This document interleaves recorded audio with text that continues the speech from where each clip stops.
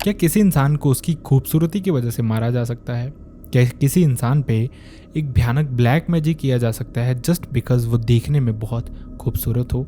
या फिर क्या कोई इंसान मरने के बाद भी वापस इस दुनिया में आ सकता है जस्ट टू टेक रिवेंज? अगर आपको ये चीज़ें नामुमकिन लग रही हैं तो आज मैं आपको गलत साबित करने आया हूँ। मैं आज आपके सामने एक ऐसा भयानक इंसिडेंट लेके आया हूँ जो सुन के आपके रोंगटे खड़े हो जाएंगे और आपको यकीन ना करने वाली चीज़ों पे भी यकीन हो जाएगा। तो चलिए शुरू करते हैं।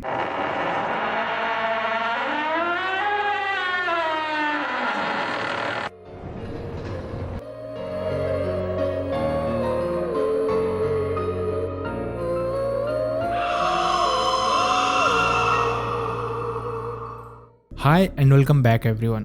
First of all thank you so much हमारी सारी वीडियोस पे इतना प्यार देने के लिए। एंड सेकेंडली, जैसा मैं आपको हमेशा बताता हूँ कि अनफॉर्चुनेटली अगर आपके साथ, आपके किसी रिलेटिव, नोन, किसी के साथ भी ऐसा कोई भी इंसिडेंट हुआ है जो आप चाहते हैं मैं यहाँ पे नरेट करूँ, तो आप मेरी मेल आईडी या फिर इंस्टाग्राम पे मुझसे शेयर कर सकते हैं। दोनों का लिंक आपको मेरे डिस्क्रिप्शन बॉक्स में मिल जाएगा।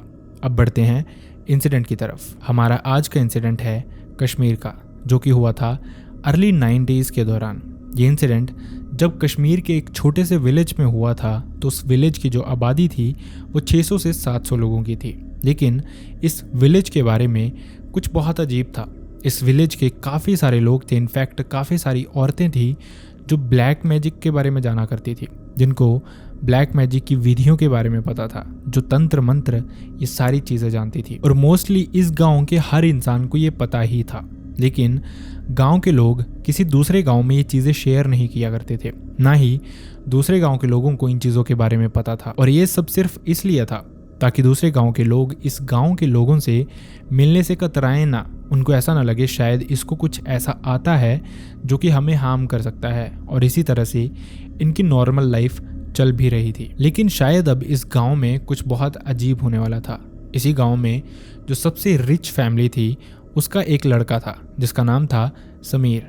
समीर की फैमिली में उसके अलावा उसके माता, पिता, भाई, भाभी और समीर ये इकट्ठे ही रहते थे। और क्योंकि अब समीर की उम्र भी शादी की हो गई थी तो फैमिली उसके लिए एक लड़की ढूंढ रही थी। लेकिन फैमिली नहीं चाहती थी कि जो लड़की हो ये उनके अपने गांव की हो, क्योंकि मोस्टली लोग या तो उनके रिलेटिव्स थे वहाँ पे या फिर तो ऐसे लोग थे जो शायद उनकी क्लास को मैच नहीं करते थे, जिस वजह से वो दूसरे गांव से एक लड़की ढूंढते हैं जिससे वो समीर की शादी करवाते हैं।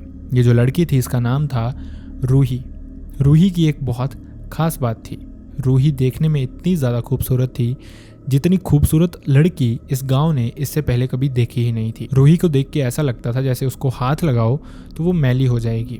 उसकी खूबसूरती के चर्चे गांव में हर घर पे थे। रूही और समीर की शादी में जितने भी लोग आए थे, कोई भी इंसान रूही के ऊपर से नज़र हटा ही नहीं पा रहा था। देखने में रूही सबको बहुत ही ज़्यादा सुंदर लग रही थी। और इस सुंदरता के साथ साथ रूही में वो सारे गुण थे जो शायद एक औरत में होने चाहिए। वो बहुत मैच्योर थी, उसको बात करने का पता था कि किस इंसान के सामने कैसी बात करनी है, और उसको खुद को कैरी करना बहुत अच्छे से आता था। शादी काफ़ी अच्छे से निकल जाती है, लेकिन जो रूही के चर्चे थे वो गाँव में होने बंद ही नहीं हो रहे थे। जो इंसान रूही को देखता था वो उसको देखता ही रह जाता था।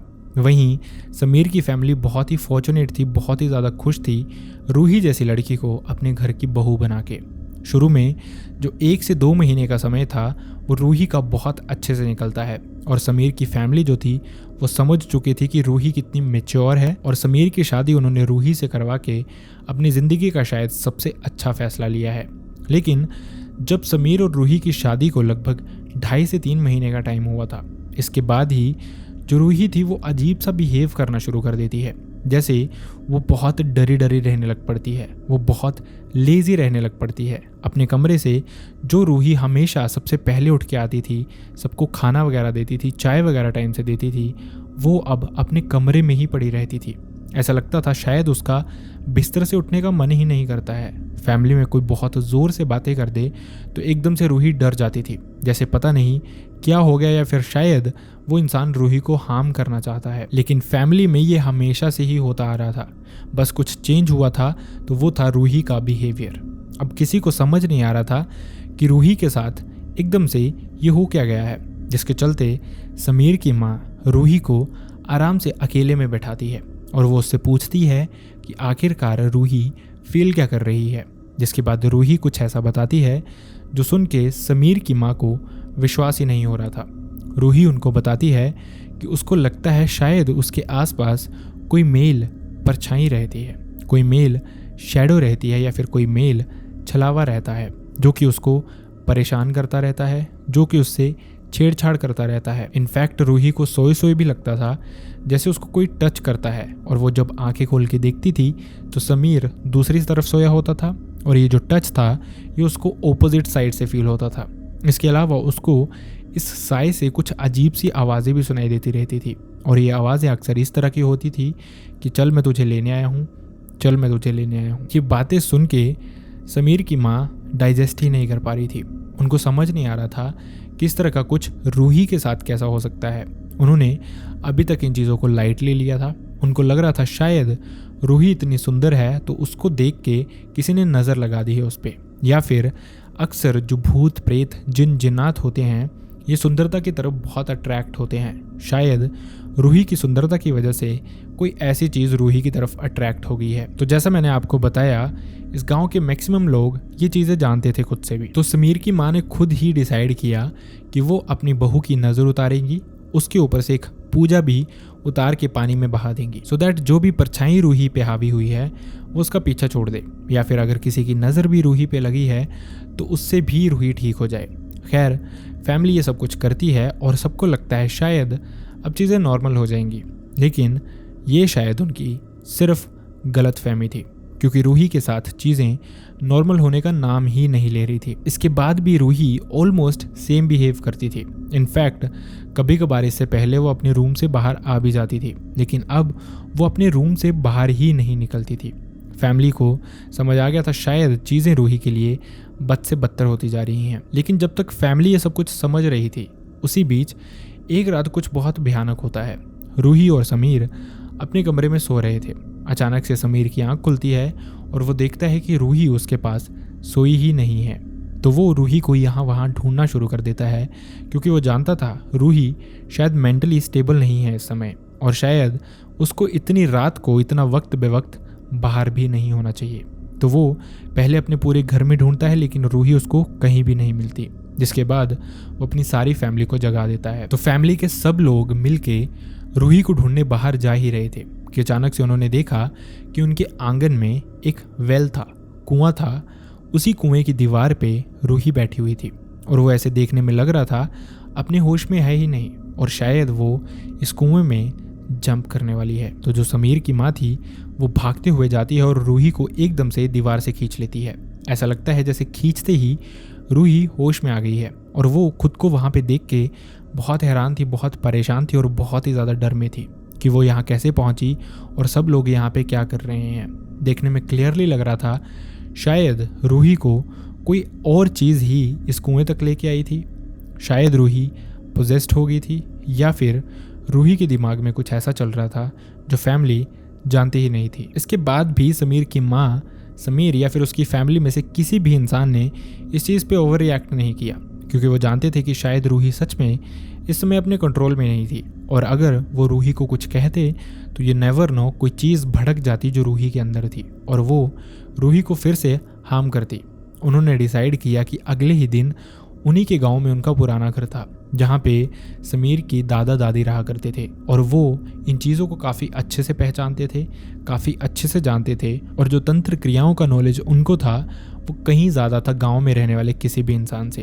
तो फैमिली डिसाइड करती है कि वो रूही को अगले दिन वहीं लेके जाएंगे। उन्होंने रूही को समझाया। समीर ने रूही को पकड़ा और अपने बेडरूम की तरफ लेके गया जहाँ पे दे मेड श्योर कि रूही सो गई है, जिसके बाद सब सो जाते हैं। खैर अगली सुबह होती है और अर्ली मॉर्निंग समीर की माँ की आंख खुलती है इसी कुएं में हुई आवाज़ से, जैसे कि इस कुएं में किसी ने बकेट फेंकी हो, कोई पत्थर फेंका हो या फिर कुछ भारी चीज़ इस कुएं में गिरी हो।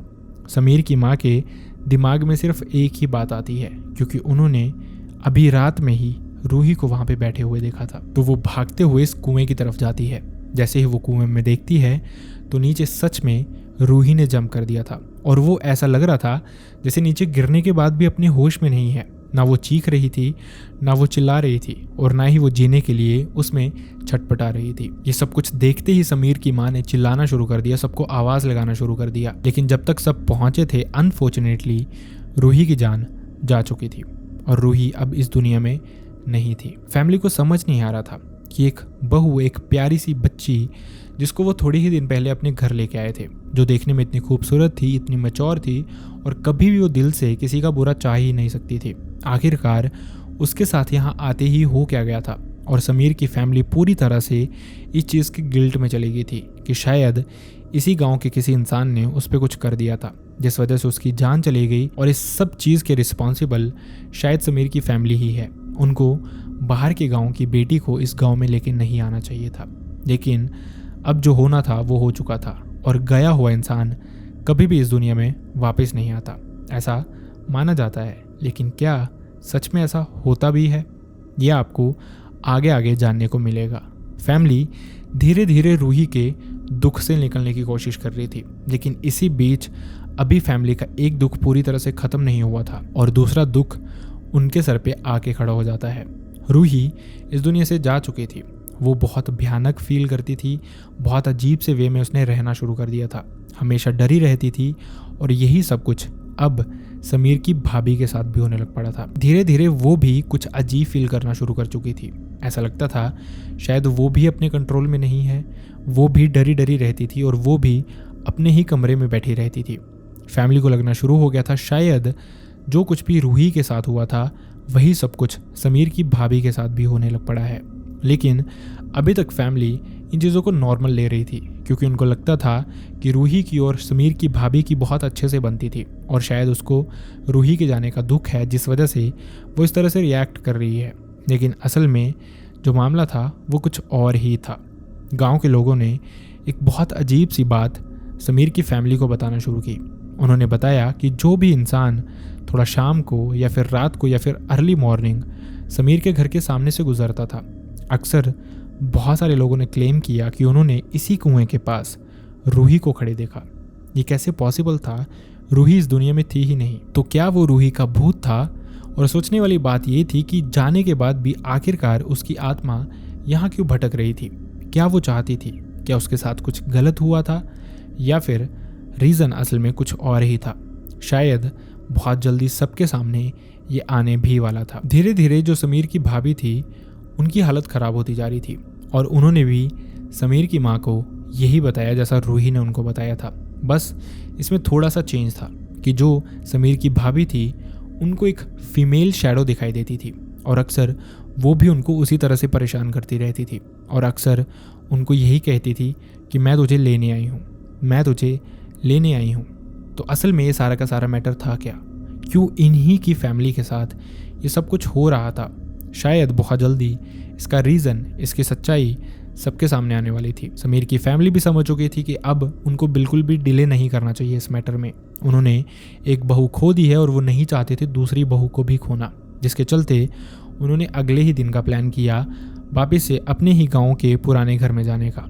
लेकिन इसी रात कुछ बहुत भयानक हुआ। समीर की भाभी को जो बहुत अजीब सी शैडो दिखाई दे रही थी, बहुत भयानक सी शैडो दिखाई दे रही थी, उसने एक रात उसको पजेस कर लिया और ऐसा लग रहा था कि वही शैडो, वही आत्मा, वही प्रेत आत्मा, जो कुछ भी वो था, वो समीर की भाभी के शरीर में हावी हो चुकी थी और वो फैमिली के सामने कुछ बोलना शुरू करती है।